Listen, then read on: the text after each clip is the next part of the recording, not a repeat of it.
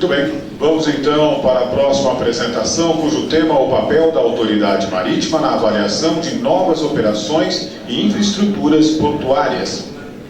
Eu convido ele, que é capitão de mar e guerra, chefe do Departamento do Tráfego Aquaviário na Diretoria de Portos e Costas, Marinha do Brasil. Formado pela Escola Naval do Corpo da Armada, especializado em comunicações navais, exerceu funções operativas em navios de guerra e forças navais, como também foi capitão dos portos do Rio Grande do Norte em 2000 e 2001, ocasião em que passou a acompanhar de forma mais intensa os assuntos relacionados à autoridade marítima. Eu convido o comandante Átila Alan Coure.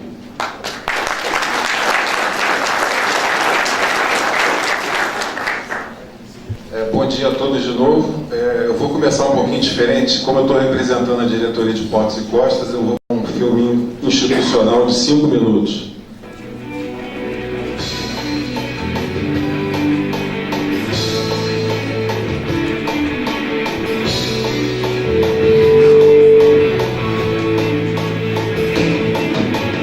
A diretoria de Portos e Costas foi criada em 1907 com o nome de Inspetoria de Portos e Costas.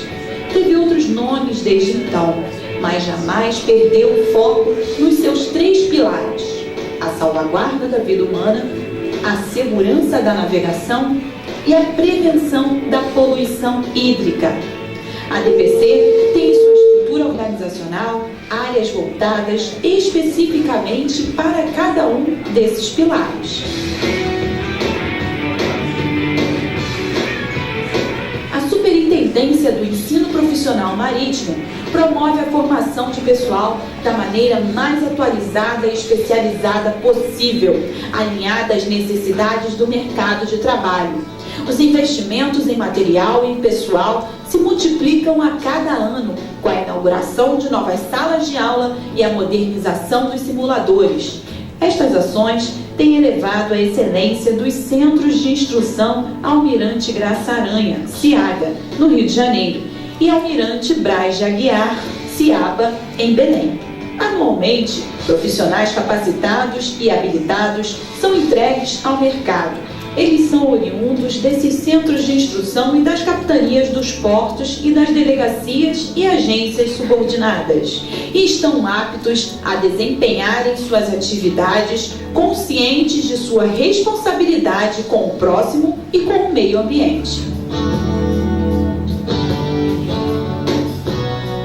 Já a Superintendência da Segurança do Tráfego Aquaviário é a responsável por elaborar grande parte das normas da autoridade marítima, mais conhecidas como NORMAM. Elas estabelecem as regras a serem cumpridas por todas as embarcações que navegam nas águas jurisdicionais brasileiras e estão fundamentadas na Lei de Segurança do Tráfego Aquaviário, a LESTA. Para fiscalizar e garantir o cumprimento desses preceitos, são executadas diariamente tarefas de vistoria, inspeção e perícia em embarcações, navios, plataformas e nas atividades correlatas, como mergulho profissional. As NORMAM são revisadas constantemente, buscando a maior adequação possível à realidade da atividade, em um setor cada vez mais dinâmico.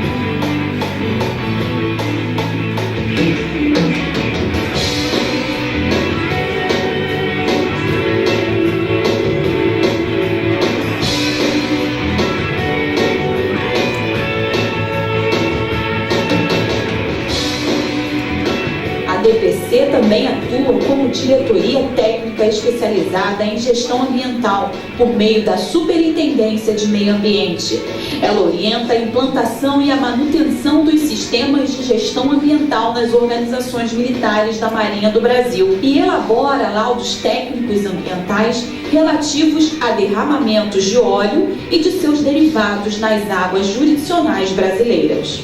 Além disso, cabe à DPC estabelecer requisitos para a prevenção da poluição por parte de embarcações, plataformas ou suas instalações de apoio, o gerenciamento de água de lastro de navios e o controle do uso de sistemas anti-incrustantes danosos ao ambiente marinho e à saúde humana.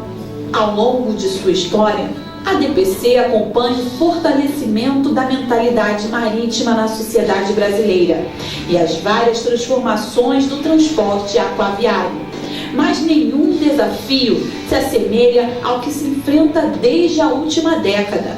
A crescente demanda com a prospecção de petróleo e gás, o escoamento da produção agrícola e a navegação amadora exigem cada vez mais dos representantes da autoridade marítima, no que se refere à emissão de documentos, formação de aquaviários, atualização e fiscalização do cumprimento das normas da autoridade marítima e tarefas afins. Os desafios já enfrentados pelos nossos antecessores representam um valioso legado para todos que hoje trabalham na Diretoria de Portos e Costas. Isso nos permite superar novas demandas apresentadas pela comunidade marítima, como também os desafios inerentes à nossa Amazônia Azul, trazendo confiança e ânimo diante das mudanças e desafios. Sustentamos dessa forma o lema da DPC: Mares e Rios Seguros e Limpos.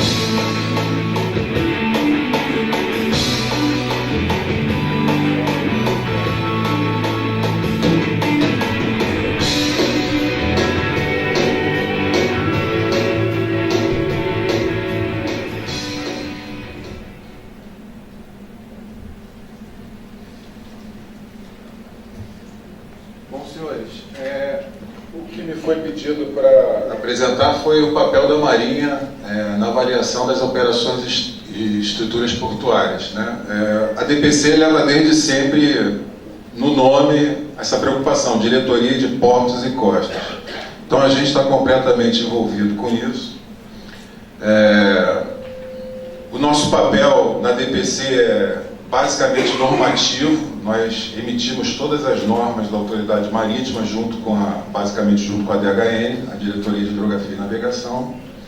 E nessa avaliação de novos navios operando em portos ou novas obras portuárias, o nosso papel tem sido de coordenação. Já foi falado aqui pelo professor Tanuri e pelo professor Mesquita, e esse papel de coordenação também está previsto em lei, eu vou mostrar para vocês. E uma coisa que está sendo muito valorizada pelo diretor-geral de navegação e também pelo diretor de Portos e Costas é a Marinha tentar atuar como um conciliador, uma conciliadora de interesses que às vezes são antagônicos, mas a gente está aí para solucionar problemas, certo? Então vou seguir aqui com a minha apresentação, vou seguir esse sumário.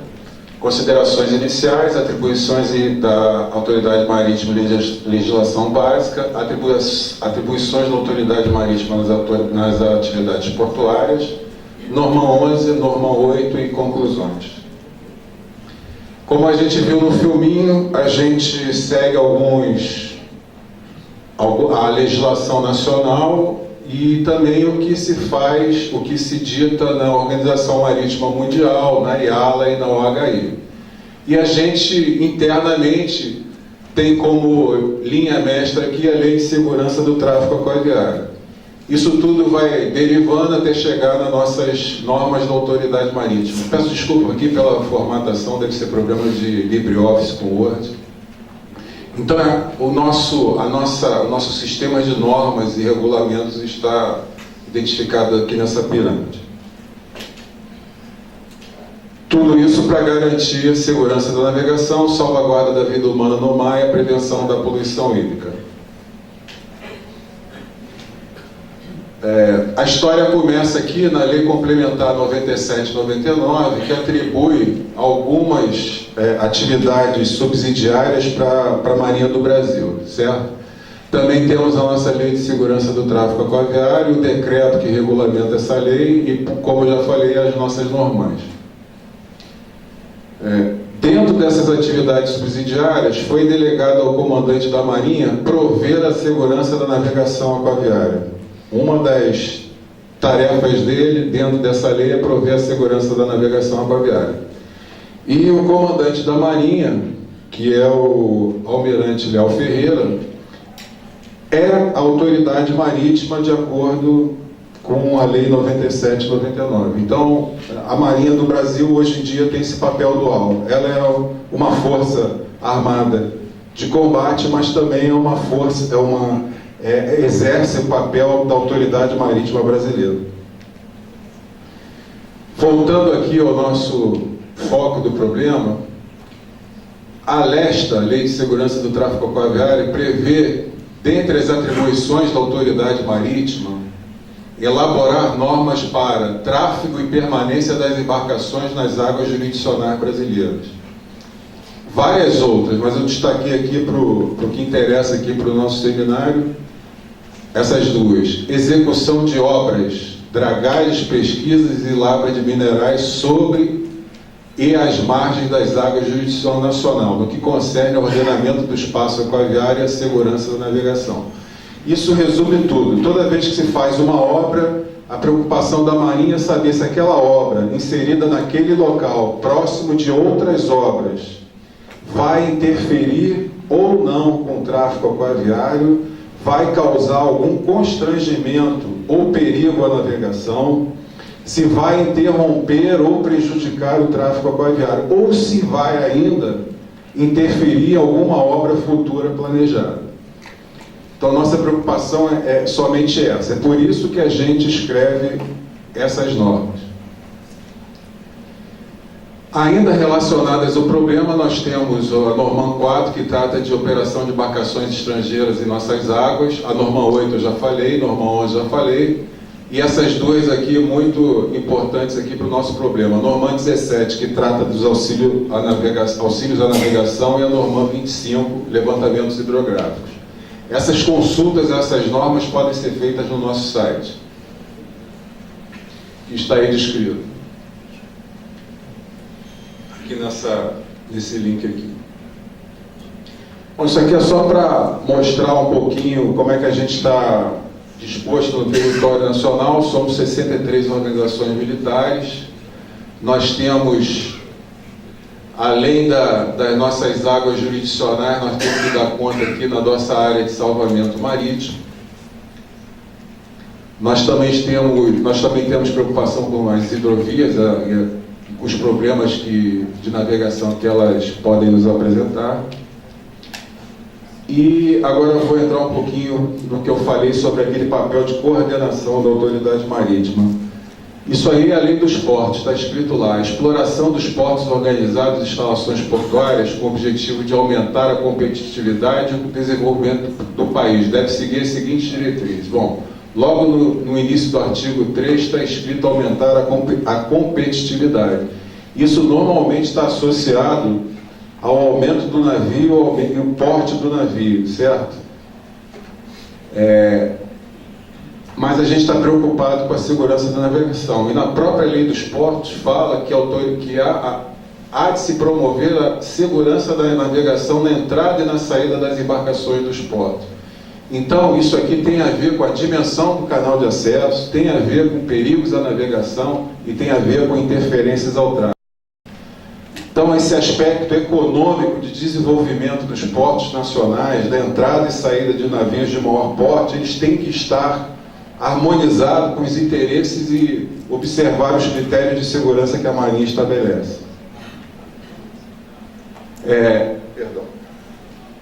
Ainda na lei dos portos, no artigo 18, está previsto que dentro dos limites da área do porto organizado, compete a administração do porto sob coordenação da autoridade marítima, realizar várias coisas. Então, o nosso papel de coordenação vem aí desse item da lei dos portos. E a gente entende que coordenação deve ser isso aqui: exigir dos atores envolvidos, seja ele a praticagem, a administração portuária, os armadores, que demonstrem que os limites de calado, de porte bruto máximo e as dimensões máximas do navio que irão trafegar possam ser praticados com segurança, através de seu enquadramento em normas técnicas nacionais ou internacionais que justifiquem novos valores pretendidos pelo projeto. Quer dizer, isso tudo aqui resume um pouco do que o professor Tanuri falou, um pouco do que o professor Mesquita falou, e um pouco do que o Gustavo falou. Bom, quais são os pontos específicos que a Marinha está preocupada em coordenar? Estabelecer, manter e operar o balizamento do canal de acesso da bacia de evolução do porto. Como é que ela faz isso? Norma 17, como eu falei, mais uma norma. Ela trata de como o balizamento vai ser instalado naquele acesso. Delimitar as áreas de fundeadouro. Como é que a gente faz isso? A DHN tem uma norma chamada Norma 28. Lá também está escrito como fazer isso. Delimitar as áreas destinadas a navios de guerra.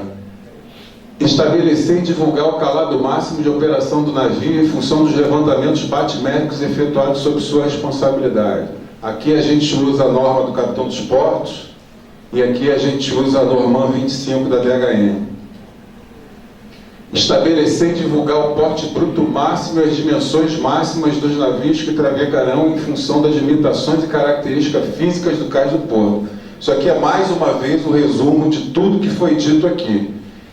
A autoridade portuária, sobre coordenação da autoridade marítima, é responsável por estabelecer e divulgar o porte dos navios, suas dimensões, em função das limitações e características físicas do cais do porto. Obviamente, quem escreveu a lei botou cais no porto aqui, mas isso deve ser levado a todas as áreas circunvizinhas ao porto, incluindo canal de acesso, bacias de evolução, fundeadores. E como é que a gente trata disso aqui? A gente trata disso aqui na Norma 11 e na Norma 8, tá? Basicamente. Como vimos, cabe à autoridade marítima estabelecer normas para a execução de obras no que diz respeito ao ordenamento do espaço aquaviário e à segurança da navegação. Na sua versão anterior da norma, era previsto que poderiam ser exigidos estudos técnicos de manobrabilidade, previsto na Norma 11.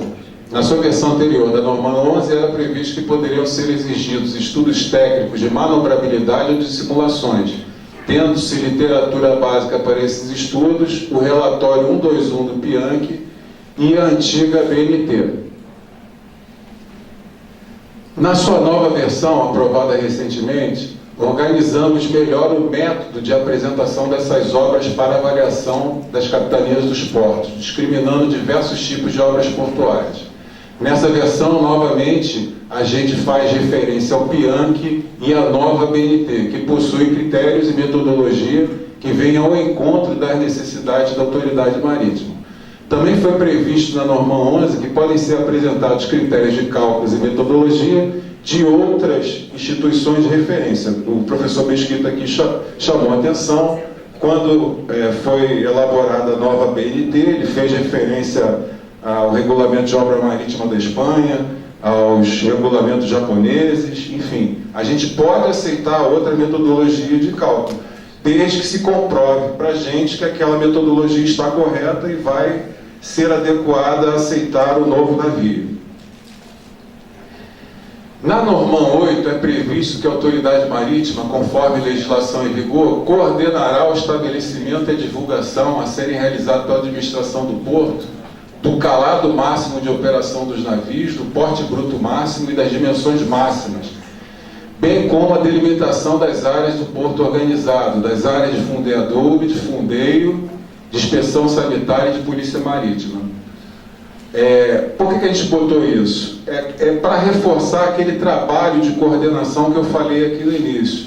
Temos que chamar o dono do terminal, o interessado na obra, a autoridade portuária, o serviço de praticagem, o projetista. Temos que botar todo mundo numa mesa e coordenar essas ações. Como é que tem sido feito nos últimos tempos essa coordenação? Durante a simulação. Ou na USP, ou no INPH, também temos participado de simulações na Oceânica. Quando todo mundo está presente numa mesma mesa, assistindo aos mesmos vídeos de manobra, as mesmas simulações, as mesmas manobras realizadas pelos práticos, fica muito fácil tomar decisões. Se eu estou assistindo aquela simulação junto com o capitão dos portos, junto com a autoridade portuária, junto com o projetista, junto com o prático, fica muito fácil criticar, verificar se aquele projeto vai dar certo ou não e o que tem que ser feito para melhorá-lo. Então, essa coordenação, na verdade, nos últimos tempos, tem acontecido nos simuladores. Foi uma vantagem, foi uma inovação, foi uma ferramenta que apareceu para nos ajudar. Então, a gente está encarando sobre esse aspecto todos esses estudos de manobrabilidade que são realizados aqui na USP e em outras instituições.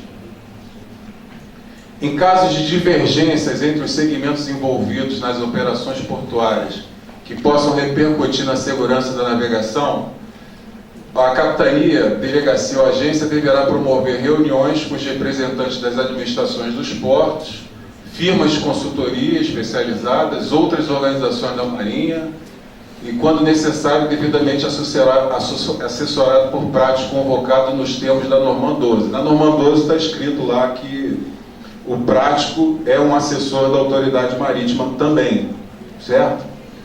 No sentido de obtenção de consenso na definição de parâmetros operacionais. Na ausência de consenso, a decisão final caberá à autoridade marítima. Essa coordenação também tem o viés de ser encarada como o dever de agir da autoridade marítima quando não existir consenso ou quando existir algum tipo de problema maior. Para estabelecer parâmetros aceitáveis de segurança de navegação em águas restritas, o capitão dos portos poderá recorrer à literatura sobre o assunto, como o relatório 121 do PIANC ou a BNT 13246. Então, quando a gente começou lá a participar da revisão da BNT, uma das primeiras discussões que a gente teve é que a BNT deveria servir para dois propósitos. Uma era para orientar os projetos de novas obras portuárias, certo? Como o projetista deveria executar ou planejar dentro do projeto daquela obra portuária. E o segundo propósito é tentar atender às demandas que estão sendo colocadas à autoridade marítima e à autoridade portuária. Continuar operando com portos mais antigos, mas trazendo navios mais novos e maiores. Então, nesse sentido, a BNT veio para nos ajudar. A gente pode tanto analisar obras novas, como também analisar a manobra de navios novos em portos velhos. Okay? Basicamente, a gente está preocupado com isso, com o projeto e como o navio vai se comportar, qual vai ser as dimensões do canal, as dimensões horizontais do canal, qual vai ser as dimensões verticais. Isso aqui é uma figura já conhecida, o Mesquita também já mostrou. Bacia de evolução também. E balizamento. Balizamento a gente não pode esquecer. Ele é feito para defender as profundidades e tem que seguir alguma técnica, certo? Eu vou mostrar um filminho aqui. Eu não tenho os mesmos recursos de equipamento do professor Tanuri, mas isso aqui foi uma primeira avaliação que a gente tentou fazer lá na diretoria de Portos e Costas com a DHN.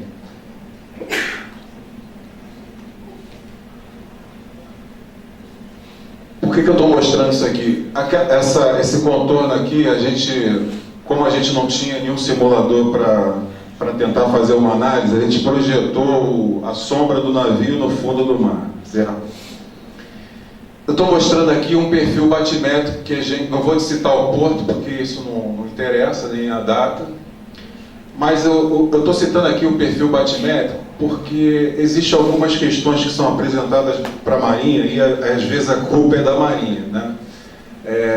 O projetista ou a autoridade portuária ou terminal executa uma obra de dragagem e ela, ao final, ela não fica exatamente do jeito que foi planejado.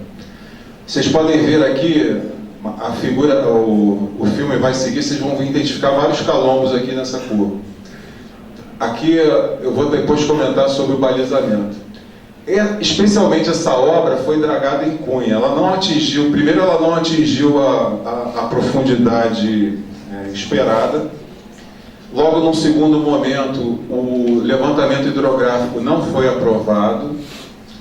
Num segundo momento, o levantamento hidrográfico foi aprovado. O levantamento hidrográfico, a gente faz uma analogia com uma fotografia que a gente bate no fundo do mar.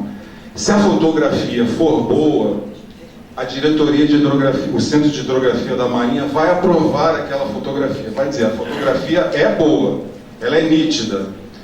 Mas se você pretendeu, por exemplo, dragar 15 metros aqui, mas não dragou e encontrou 13 metros, a gente vai dizer que o calado não pode ser aquele que você esperava.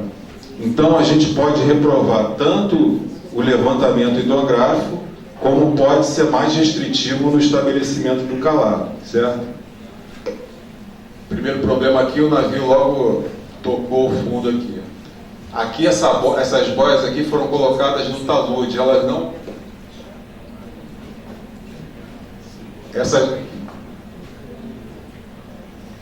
Essas boias foram colocadas no talude, elas não estão defendendo a profundidade do canal. Então aqui teve um segundo erro, um erro de planejamento no balizamento, tá certo?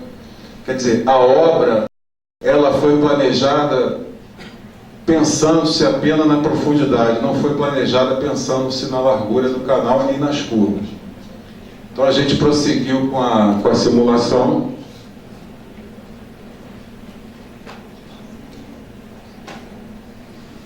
E o navio foi tocando fundo em diversas ocasiões aí. A gente pode identificar vários calombos aqui, outra boia localizada no talude, outro encalhe, outra boia localizada no talude.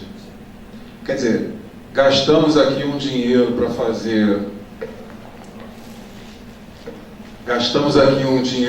uma obra de dragagem. Ela não atingiu a profundidade para a qual foi projetada. O LH apresentou muitos problemas e, para finalizar, o projeto de balizamento foi mal executado.